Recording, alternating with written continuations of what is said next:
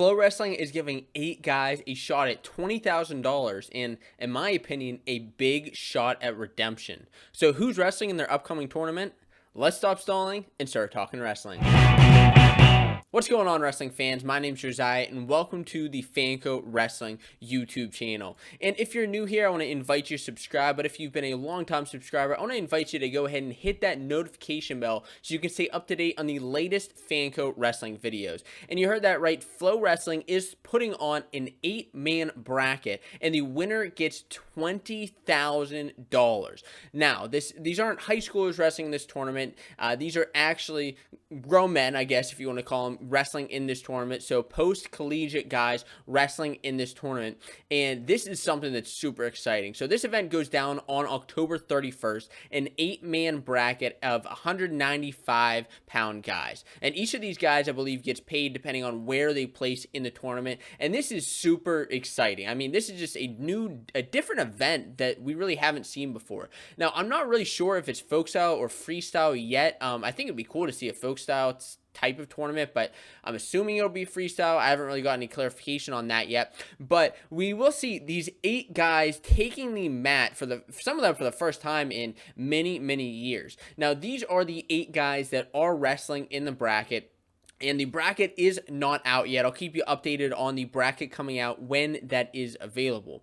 So these are some exciting, some big names: Gabe Dean, Sammy Brooks, Drew Foster, Nate Jackson, Miles Martin, Taylor Lujan, Keith Gavin, and Shakur Rashid. So, so many great names from a lot of different schools, from where they went to college. So, I think the biggest surprise here, at least to me, the biggest surprise was Keith Gavin coming back kind of out of retirement, the head coach of Pitt, coming out and wrestling in this tournament. I thought, that was just one of the biggest surprises I think I have seen. Now, as I said, and as this video is titled, the Redemption Tournament, as I'm calling it, FloWrestling's not calling it that. That's not its official name. They're just calling it 195-pound bracket.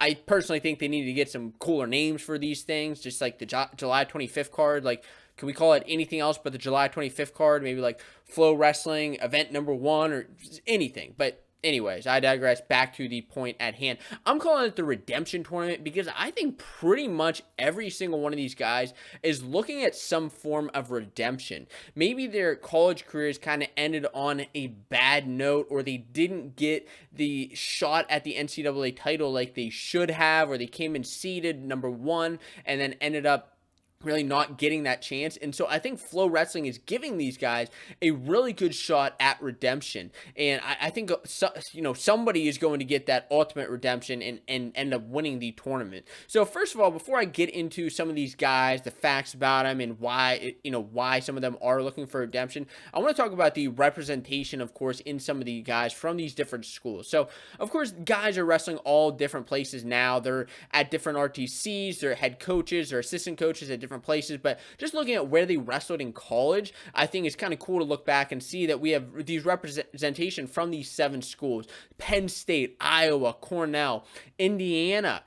We also have UNI and Pitt in Ohio State. So I think, seeing this representation from all over is kind of cool. I think it also really shows why Flo decided to choose some of these guys, because of course these are some of the schools with some of the biggest fan bases in the country. So we started out with Gabe Dean, the Cornell wrestler, multiple time NCAA champ at Cornell, and he's actually been coaching at Cornell really kind of since the end of his collegiate career, which unfortunately for him ended on kind of a sour note when he lost to Bo Nickel in the finals of the NCAA championships. So I think, that's really one reason he's looking for redemption.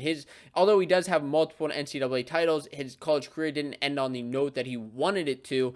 And I think that really, if Flo would have been able to add Bo Nickel into this tournament, there are a couple guys that are really looking for redemption at Bo Nickel because of things that happened in college. And of course, one of those guys is Miles Martin from Ohio State, the 4-time All-American, and he is another NCAA champion. He right now is a top 10 ranked wrestler in the entire world in freestyle, with his last big win coming over Alex Dieringer. Also a win that Bo Nickel just recently had. So like I said, I think if you could throw these two head to head, you're going to see a a big battle between these guys. Martin, of course, had a rough end to his college career with Bo Nickel pinning him in the NCAA finals with the big team race with Penn State and Ohio State. So, like I said, I think that would have been kind of cool to see. Now, the other guy in this tournament that I want to talk about is Sammy Brooks, the Iowa guy, multiple-time All-American, wrestled in the World Team Trials last year, and he actually wrestled over the summer, beating Shakur Rashid, another guy in this tournament, at the Wrestling Underground. Now, he also has wins over a couple other guys in this bracket, like Jackson and Foster. At the NCAAs in his last year, he ended up placing 4th, so he's really a guy. I guess he's not looking for much redemption against these guys, but considering his finish at NCAAs, of course, he really wants to get back out onto the scene, and he's been doing well post collegiately though. And speaking of Shakur Rashid, he is a guy who I think will be looking for redemption, especially with that loss at the Wrestling Underground. And with a not very exciting senior year that he had at Penn State, kind of been plagued with injuries and a couple of other things that really haven't been helping him much. But he is an All-American.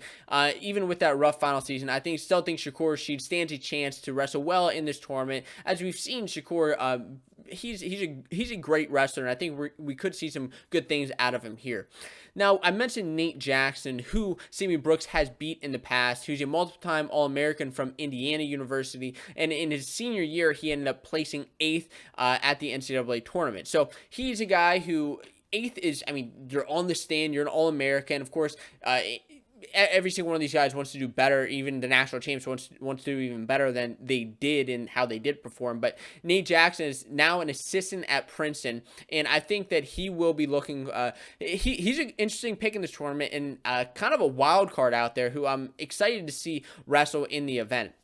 The one guy who I don't think has really much out for redemption is Drew Foster in these 8 guys out of UNI who beat Max Dean in the 2019 NCAA finals.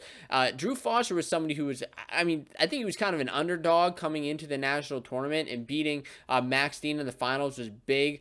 Drew Foster, I think, is somebody who, out of all these guys, probably has the least amount of redemption, of wanting to come back and get revenge on any of these guys, but he will be somebody who is throwing out he's a tough competitor in this tournament. And then we have Taylor Lujan, the other UNI guy who, unfortunately, coming into the NCAA tournament this past year, which was unfortunately canceled, he was somebody who was the number 1 seed and didn't get his shot at a title. He was a 4-time actually national qualifier, never All-American, never gone to the stand, and this was the year that he actually had a really, really, really good shot to win the tournament. Really wish we could have seen him wrestle this year to potentially get some redemption, but this gives him at least a little bit of closure, I guess, on that career, and if he does win this tournament, or at least pose a couple of upsets, pose a couple of nice wins here. And like I said, the biggest thing from this tournament is Keith Gavin from Pitt, the Pitt national champion back in the 2000s, and has been a head coach since 2017. I was surprised to see him in this bracket, although he has been competing. I believe maybe 4 or 5 years ago was the last Olympic circuit that he competed on. He was on a world team, made a couple of national teams, and he was a great competitor post-collegiately, and is now a solid head coach at Pitt. He's somebody who I think, I don't know who the favorite would be. I guess he may be the favorite of this tournament, but there's a lot of young blood out here and a lot of guys who are looking to win that 20,000. Who do you think will win the tournament? I will have an updated video with the bracket and everything going on with this tournament. Again, October 31st, you can look for these guys competing. If you're looking for another Fanco wrestling video, why don't you check out this one right here?